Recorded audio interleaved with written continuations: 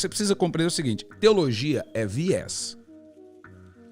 Se eu estudar teologia com o viés tradicional, eu só vou ver aquilo na Bíblia.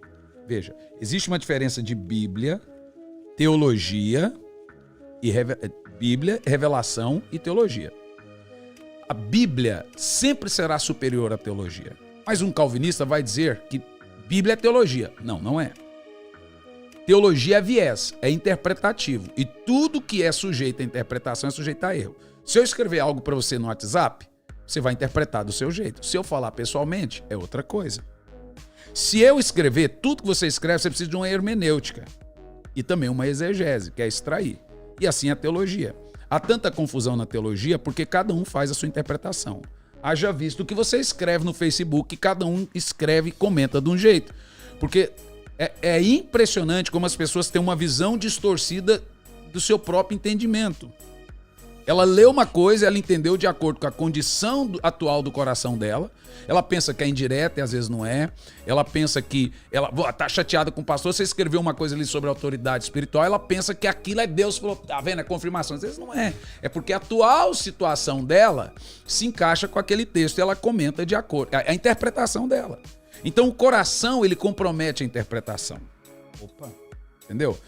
Só não compromete a interpretação quando você põe a Bíblia na frente da teologia. Então, primeiro é Bíblia, depois revelação. Depois teologia. Essa é a escada. Essa é a escada. Então, a teologia é viés. Então, você tem teólogos históricos famosos, principalmente na época da patrística, como Agostinho, que cria que Maria ressuscitou e foi para o céu. Um cara igual Agostinho cria nisso. Agostinho cria nisso. Sim, cria que crianças não batizadas iam para o inferno. O maior teólogo de todos.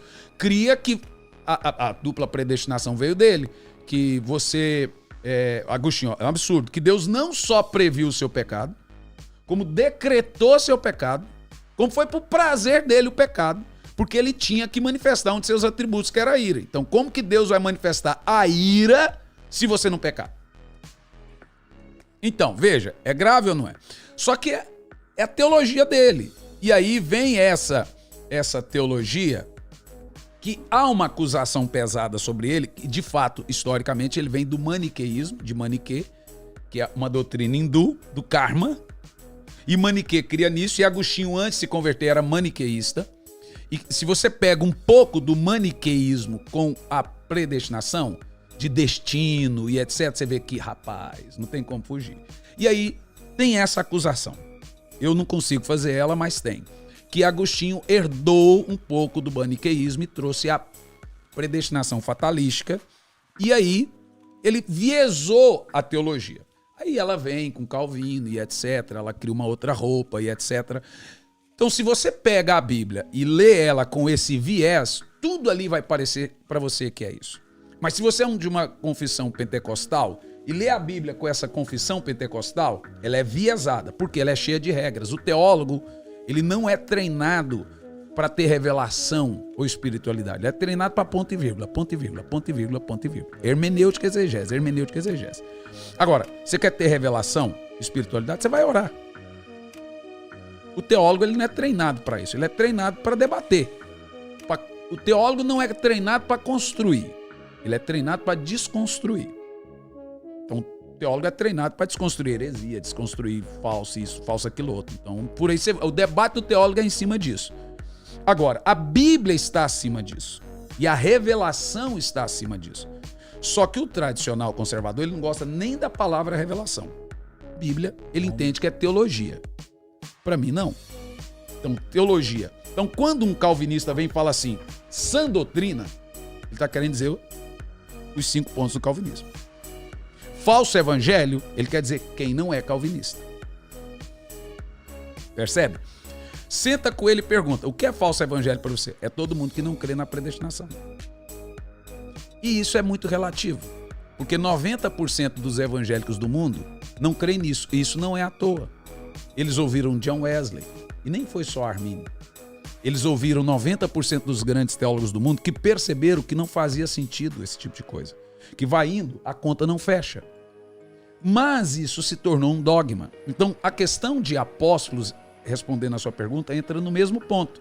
O Nicodemos, ele é de uma linha tradicional, que respeito muito, evidente, mas propriamente entre eles tem os continuistas e os cessacionistas. Por exemplo, Hernandes Lopes já crê nos dons.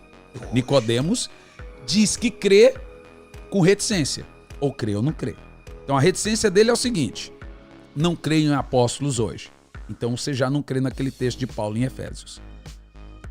Já não crê nos... os apóstolos eram só os discípulos de Jesus, mas tinham outros, mesmo depois dos 12. Então você tinha mulheres que pregavam. Então ou você descredibiliza os dons ou você credibiliza. 1 Coríntios 14, por exemplo, fala que culto é só daquele modelo, mas 1 Coríntios 14, versículo 26 diz que culto tem que ter revelação, tem que ter profecia, tem que ter falar em línguas. Paulo diz: toda vez que vós vos reunides, que cada um tem um salmo, outro tem a doutrina, outro tem a língua, outro uma revelação, num culto. Mas para os conservadores, culto é pegar uma Bíblia, fazer uma pregação expositiva e despedir o povo.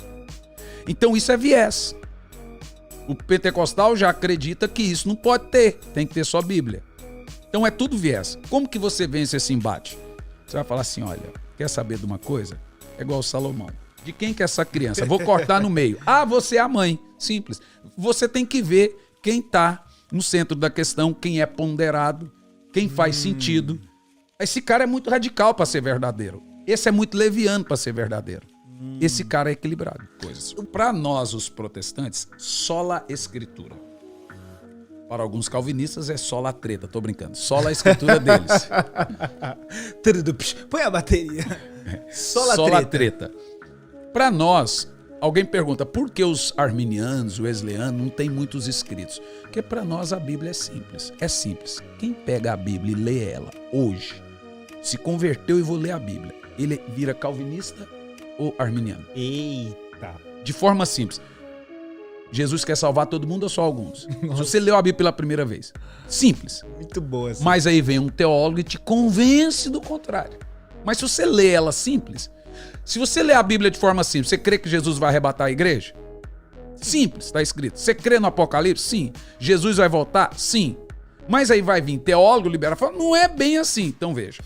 A teologia que é viesada. A Bíblia, do jeito que você lê, é simples. Os outros são teólogos liberais, que é o que matou o evangelho na Europa, que é o calcanhar de Aquiles do calvinismo. O maior inimigo do calvinismo é o teólogo liberal. Por quê? Você começa, não perde salvação, estou predestinado. Infelizmente, você vai entrar por um lado, então, estou salvo, não precisa isso, não sei o quê, não sei o quê, não sei o quê, e você entra na liberalidade. Não tem como você fugir. A menos que você fica lutando contra aquilo, né?